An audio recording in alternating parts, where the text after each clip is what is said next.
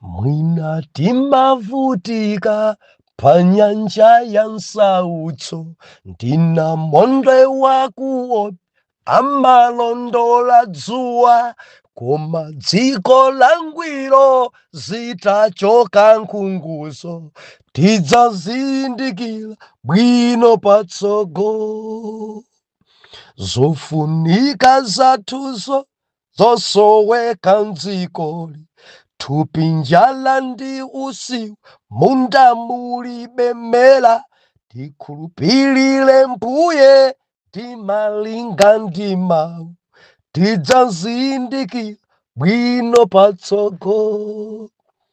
Mbali zonse zovuta zosazindikirika, njira zosiyana zonka ku dziko la lonjezo, Mulungu adzatisunga mpaka tsiku la imfa, tidzazindikira bwino patsogolo. Ife mwina tigwidwa ndi msampha wobisika, mtima upweteka tikanena mawu olakwa, tikafunsa chifukwa chomwe timayesedwa, tidzazindikira bwino patsogolo,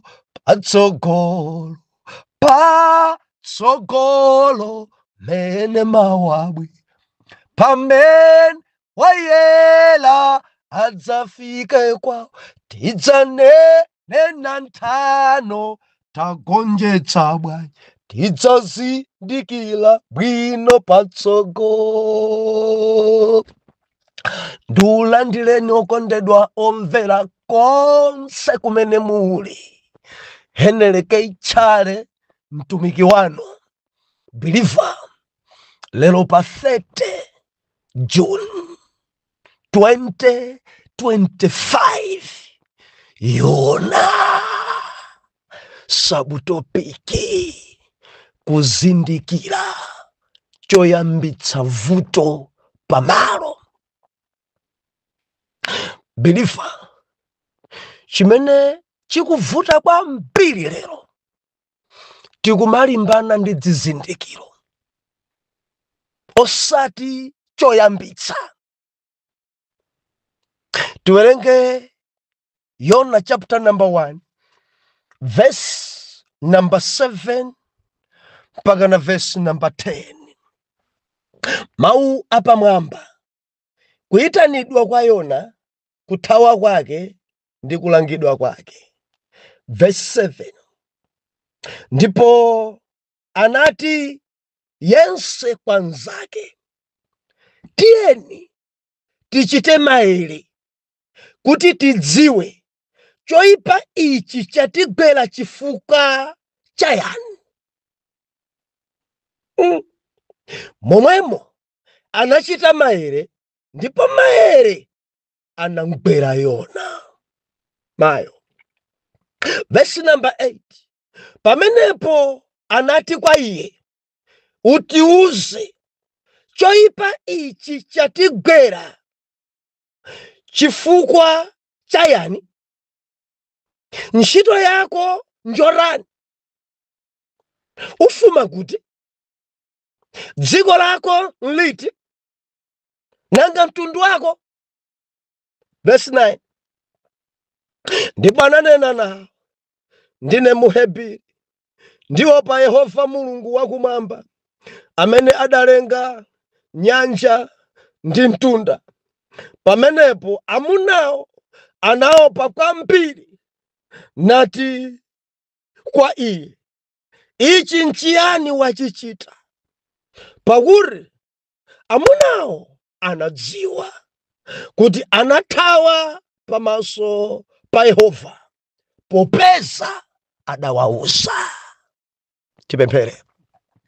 Atate, mu dzina lodabwitsa la Ambuye wathu Yesu Khristu, tikukulemekezani, tikukupasani ulemu, chifukwa kulibe ofanana nanu, kulibe okoma mtima ngati inu, kulibe wamphamvu onga inu, kulibe.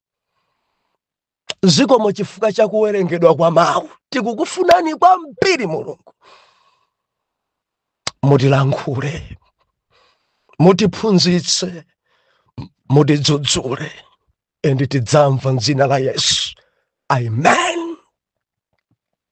Believer, tinasowana masiku awiri yawa, kona la munda tapambana, tagonjetsa, pate yachitika kwa Chapananga mudzi muja mwa Nofu.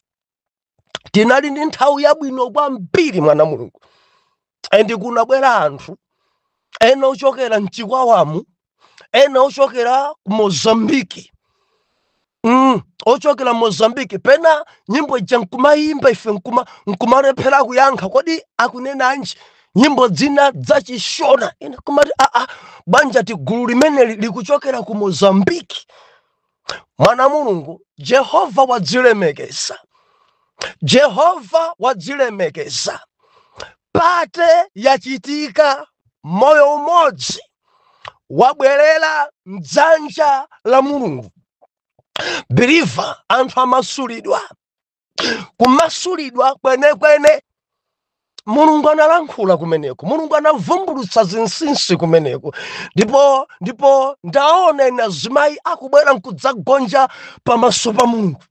Ena amene adali kuyenda mu nsinga za Satana, kumangidwa ndi Satana. Ndinakhudzika ndi mzimayi mmodzi akuti kwathu anatitanira sing'anga. Believer, kudziko kuno anthu ali m'magoli. Akuti sing'anga kubwera pamudzi chaku Mozambiki ndikuyitanisa ana onse kakubanja bwerani, aliyense adzasambe mankhwala. Nde sing'anga akuti amakha pa mphini. Nde mphini ya mzimayi uyu akuti njakale kale, koma mphiniyo imapwetekabe mpaka napano.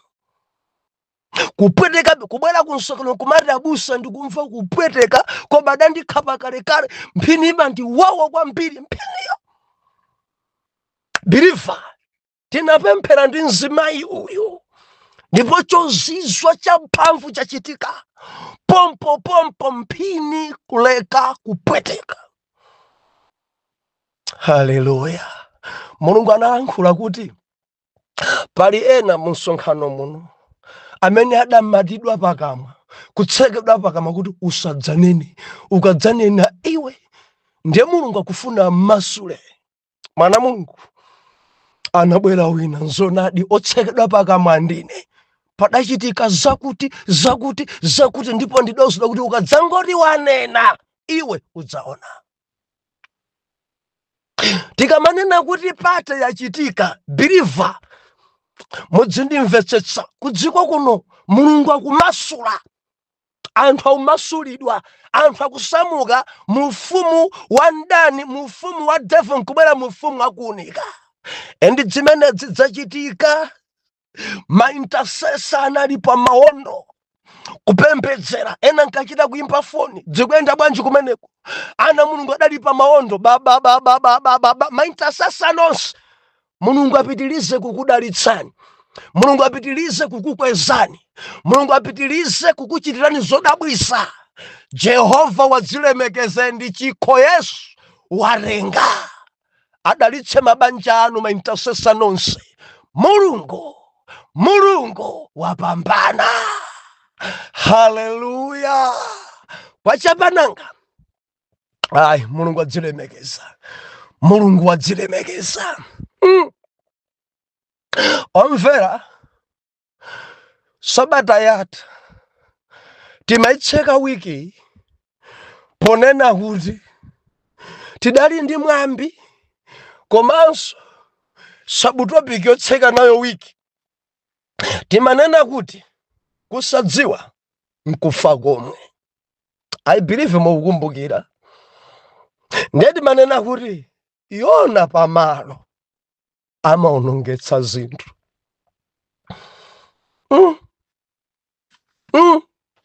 Yona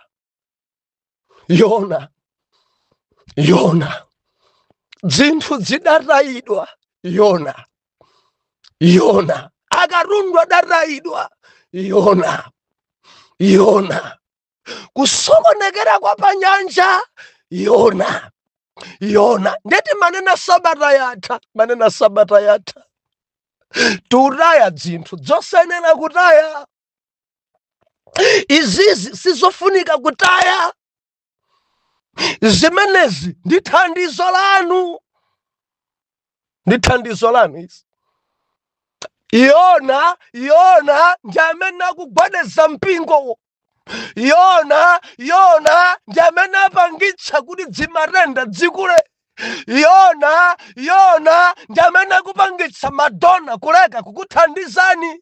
Yona ndi amene akupangitsa kugwedera kwa chuma chanu. Yona amene ngofunika kuthana naye koma chifukwa chosadziwa timanena sabata yatha. Kusadziwa nkufa komwe. Anthu adataya karundu kuti achipepuse chombo nzeru za umunthu. Anthu adataya dzinthu zawo osadziwa kuti wina agona pansi. Biliva kuli anthu amene agona. Anthu agona chombo chili gbede mpamene wina akuliza mkonono. Sizikunkhutsa. Ndi azimayi angati amene agona. Ndi azitumiki angati amene ali mtulo. Ndopemphera angati amene agona. Chombo madzi akulowa, nyanja patelera, koma mpamene wina akugona ndi matiliza kwerere dzuka. Adamdzusa mwini chombo. Iwe ugona chombo chindi chako kugona. Nthawi ino ndi nthawi yogona ino. Anzako ali mpamene uli nimogona muno. Nzeru ulibeye, umunthu ulibeye, nimogona muno. Mene dzafikira povuramu, mene mafunde akuwomberamu, mene chombo chikugwederamu, mene zinthu zililimu, mene anzako akupemphereramu, ena akulira muno mpamene iwe ukugona zona.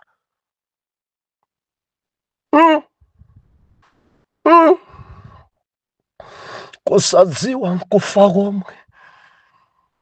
Ndati nanena sabata yatha. Ena mwataya. Kutaya kuti ichi nchimene chikusokoneza kuchitaya osadziwa mukutaya thandizo. Tachosa ena mmipingo mukuona ngati ngosokoneza. Pamene osokoneza kugona sakudziwikanso alimomo.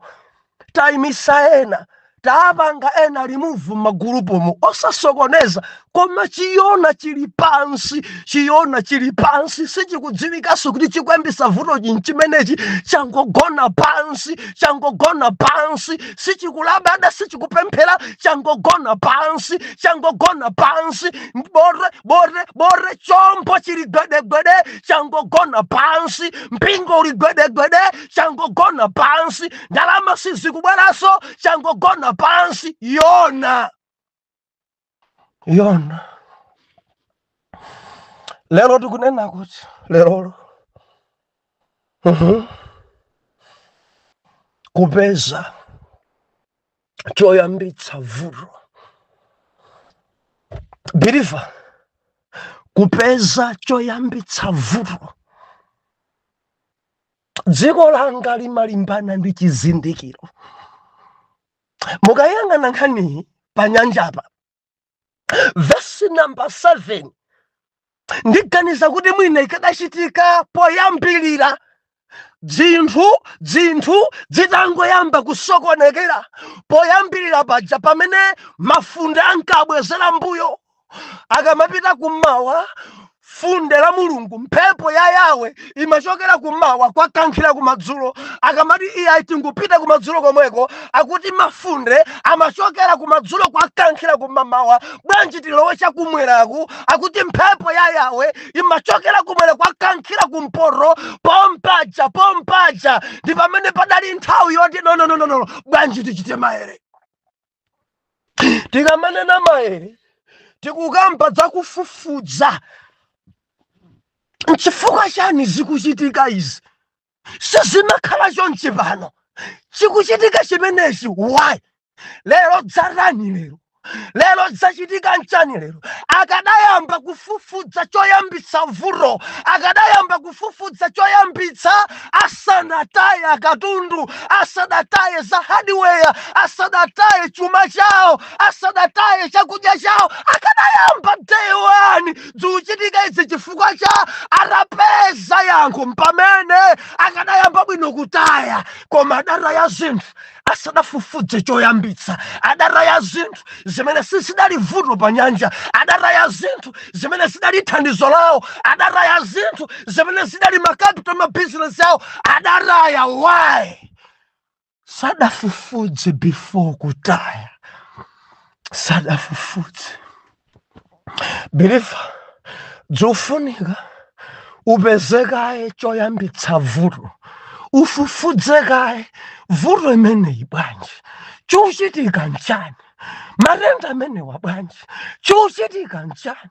Malonda sakuyenda wayi, chuchitika nchani? Bible inena kuti adapangana verse number 7, zinthu zafika pawesi nkuti nthawi imeneyo muchombo muja mulibe kalikonse, matumba onse agwesera madzi, mabizinesi onse ataya madzi, china chilichonse chatayidwa madzi, angotsala anthu okhaokha ndi amboyang'anizana.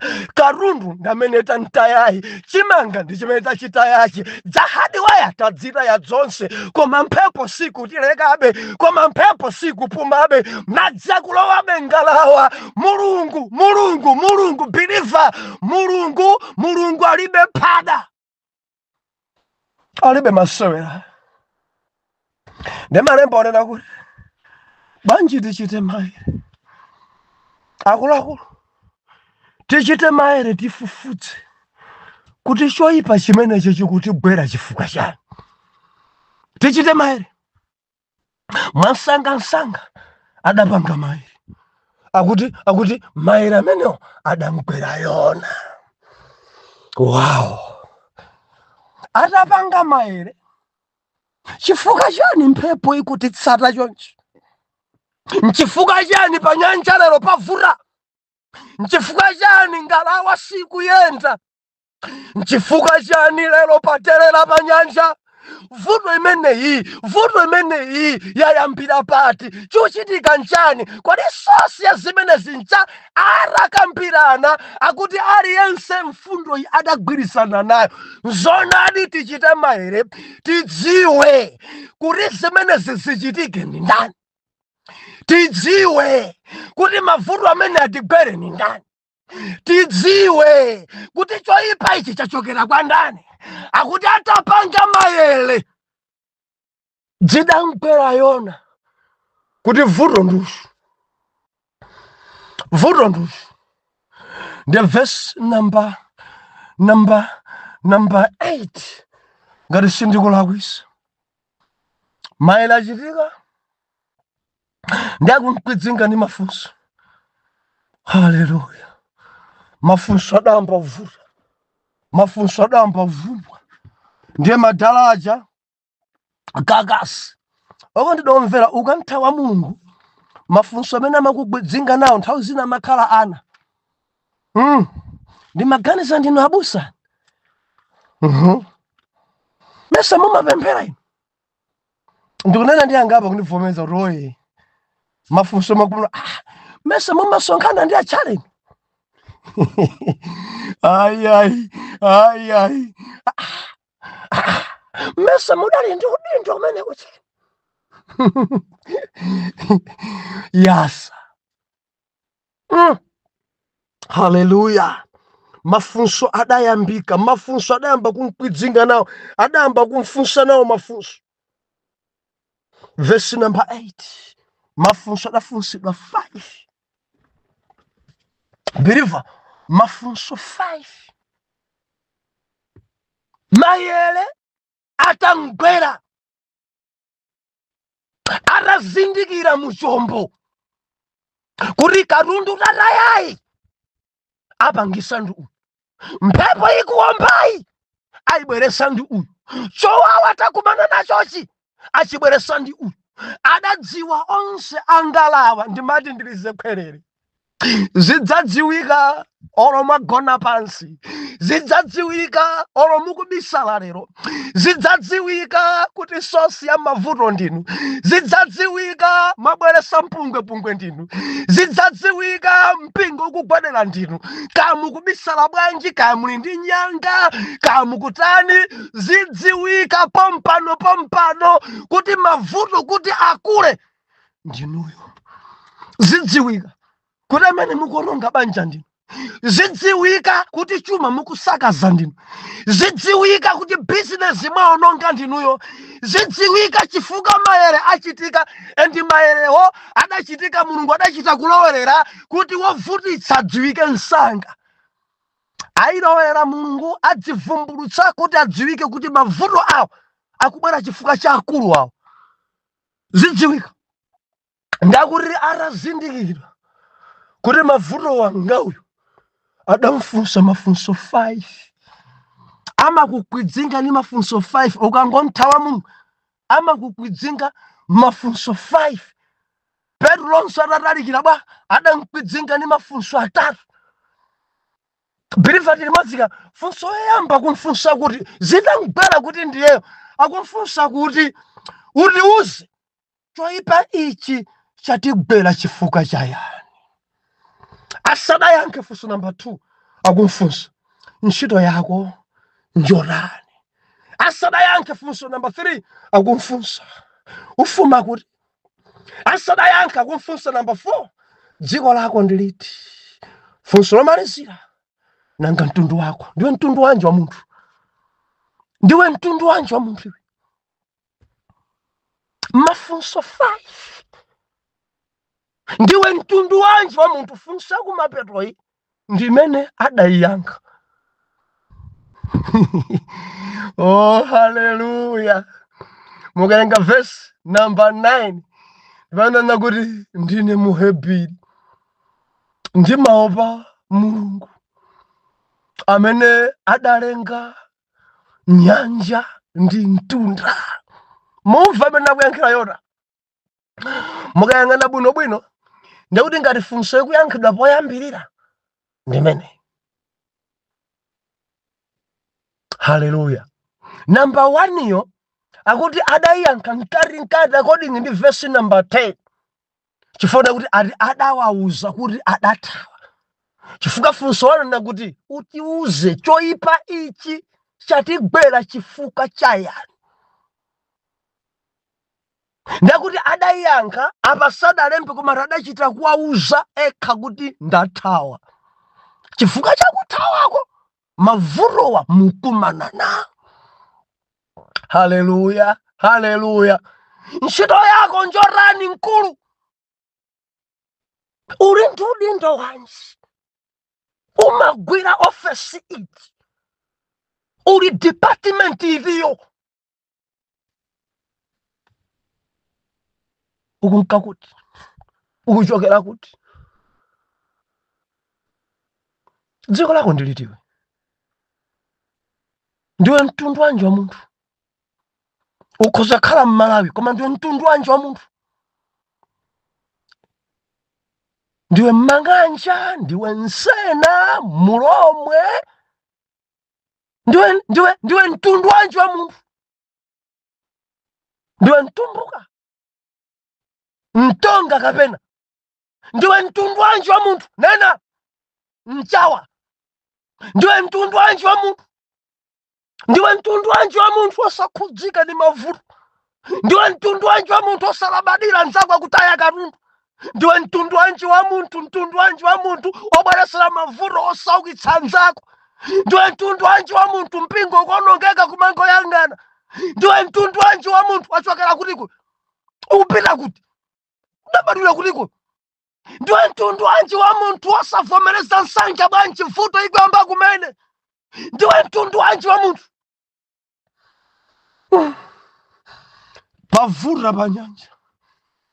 Pavura panyanja, wina aliyense diso yamfirira Yona.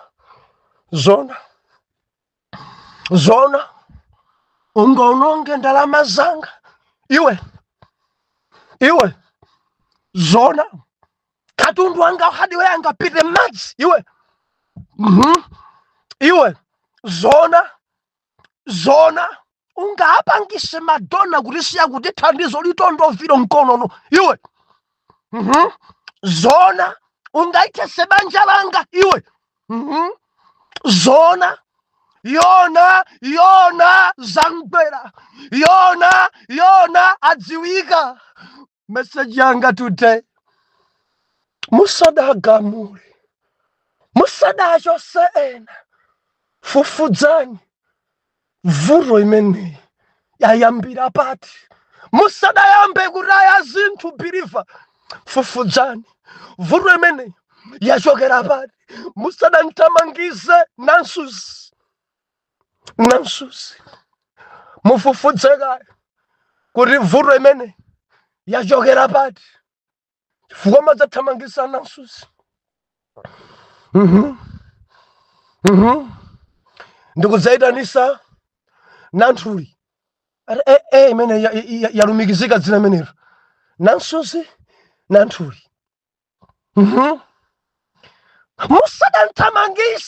musadantamangise mkazi wanu fufudzani kaye chayambitsa vuro ndi chani kuti zikhale chonchi chifukwa chani ngati simurelo mudzathamangisa thandizo ngati simurelo mudzachosa olakwika ngati simurelo mudzayimisa olakwika vuro iyi ndiyona mphepo yonseyi ndiyona mphepo ikuombayi ndiyona mavuto atigwerawa ndiyona kulumanaku ndiyona kutayida kwa katunduku ndiyona kusokonekera kwa mpingo ndiyona kugwadera kwa dzikoku ndiyona chofunikira kufufudza kaye before kugamula kapena kunchosa wina. Ndimati ndinene ndi mabwana makampani fufudzani kaye choyambisa vuro musadamuchose wina pa ntchito. Fufudzani kaye mupeze umboni.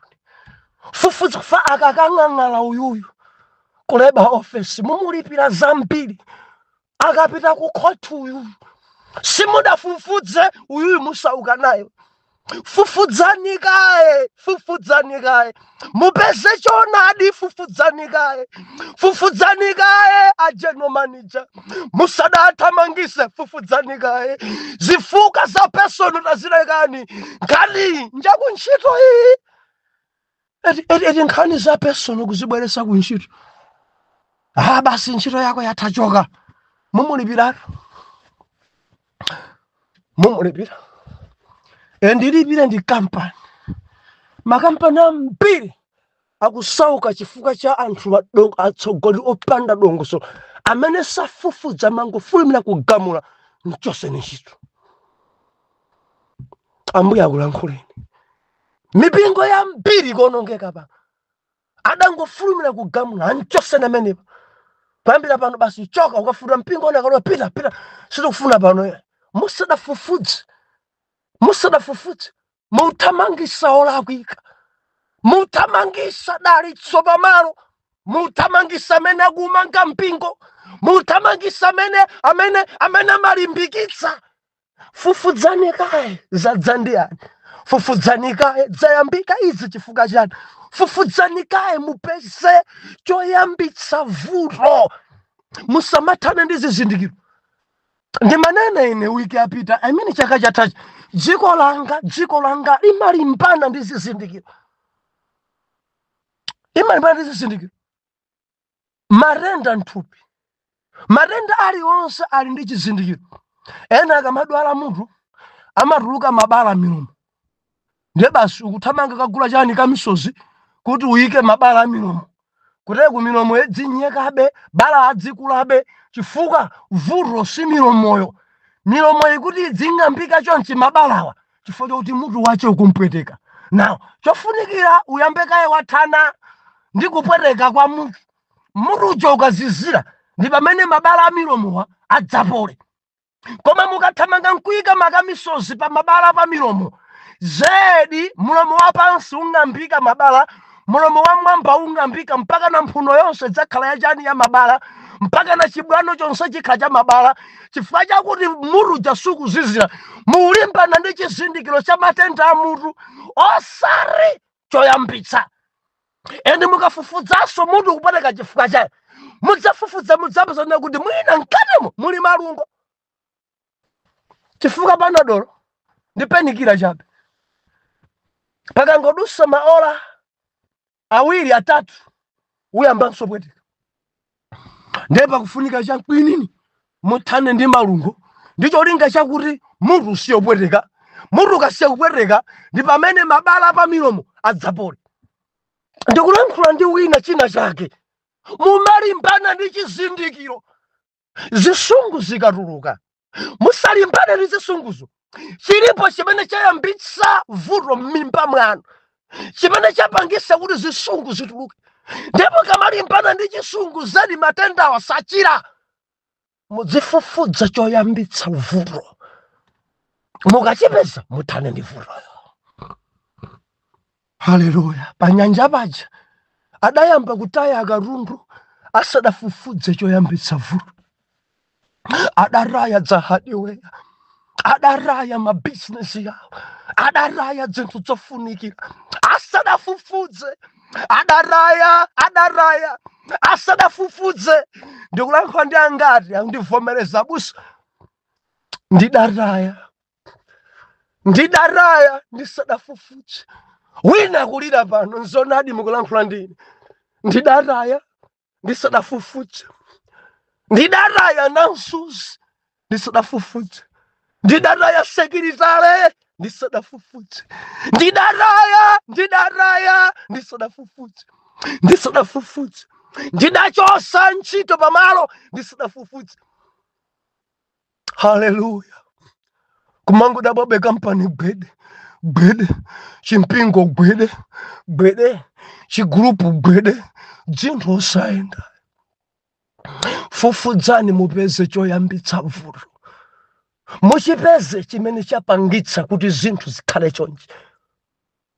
Biliva, fufudzani kaye, musakhale aphuma pakuthamangisa anthu, musakhale aphuma pakutaya zinthu. Fufudzani kaye, musadataye, fufudzani, musadataye, fufudzani. Mupeze choyambitsa, mupeze phara lenilene chimenechi, mupeze sosi a chinthu chimenechi. Musadataye. Adapanga maere, adapeza choyambitsa ndi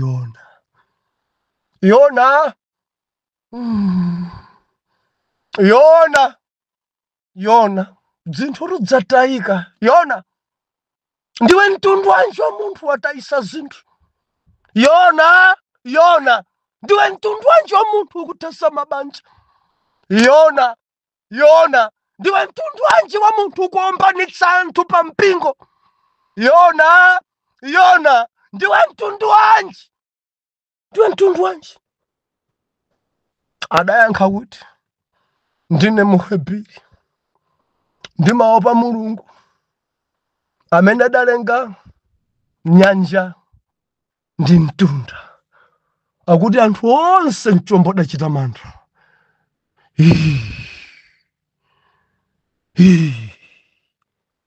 Haleluya. Fufudzani kaye apiri agama, fufudzani kaye. Ena kosa kubwera kukuzani apano wakuti apano abwana. Fufudzani kaye, musadagamule. Sitimagamula nkhani poimva mbali imodzi. Maloya, fufudzani kaye. Majaji tafufudza. Amandidalisa majaji, amve mbali zonse, maumboni abwereka. Asadagamule amafufudza chadzandiyani. Chifukwa chani chitachita. Fufudzani kaye. Ndikupaseni ntchito. Matenda amene ali pa banja lanu, fufudzani kaye. Mavuto amene mukukumana nawo kumpingo kwanu, fufudzani kuti dzayamba bwanji. Pagulupo pano gwedegwede ulipo ndikuti mufufudze kaye, musadayambe kuthotholana. Amalawi, mbomamo, mchipani, makampani, fufudzani. Musadayambe kutaya, fufudzani kaye mupeze choyambisa vuto. Bwanji mundilondole mmawa. Atate mu dzina la Yesu, ulemerero, matamando ndi mayamiko dzipite kwa inu. Mwatilankhula, mwana wanu uyu avomereza kuti changu adayamba kutaya. Ndikupemphera Mulungu wa zifundo ndi zisomo kuti munthandize. Mwa Yesu Khristu woyera mtima tiyankhe kuti amen and amen.